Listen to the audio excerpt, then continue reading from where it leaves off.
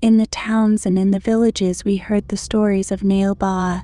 It was said that she was a ghostly witch who roamed around on the streets of the town at night till she found the house that would fall victim to her. She would knock on the door once, then twice, then thrice, and you were never to open or even go to the door, for if you did, you would die. We were always told by our parents that if we heard a knock on the door late at night, we best just ignore it. This warning we heard not only from our parents but also the elderly ones in the village. All the children were warned. Some had said that they knew people who had fallen victims to Naale Baa. They said they found them in front of their door, dead without any scratches, or they just never found them at all. The villagers had a way to protect themselves from the witch. They all put up a wooden sign with the words Naale Baa on their doors. The word meant come tomorrow, and it was supposed to send the witch back again and again. We were stubborn kids. We didn't go to bed on time or listen to our parents. We broke off the wooden sign on our door because we thought it was a myth, and the sign made our house ugly. We did as we wanted, and even our parents were tired of us. We loved it. We let it get to our heads. Until Friday night. It was almost midnight. It had just stopped raining. My brother and I were watching television past our curfew.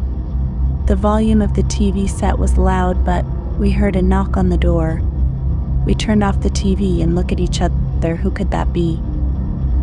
I looked back at the door and then at the clock, but my brother told me to ignore it, that it might have been something else. We turned on the TV and continued to watch. Then it happened again. Knock, knock. We turned off the TV again and looked at the door. I asked my brother, could it be that someone needs some help? Maybe the neighbors, maybe it's an emergency. But my brother told me if it was an emergency, they wouldn't just knock, they would call out and say what they needed. I agreed and we decided to ignore it. But then a few minutes later it happened again. A very loud knock, like the person was trying to break down the door. Knock, knock. My brother got angry. He stood up and shouted, "Are you trying to break down our door?" I told him to calm down, but it was too late. He was already infuriated.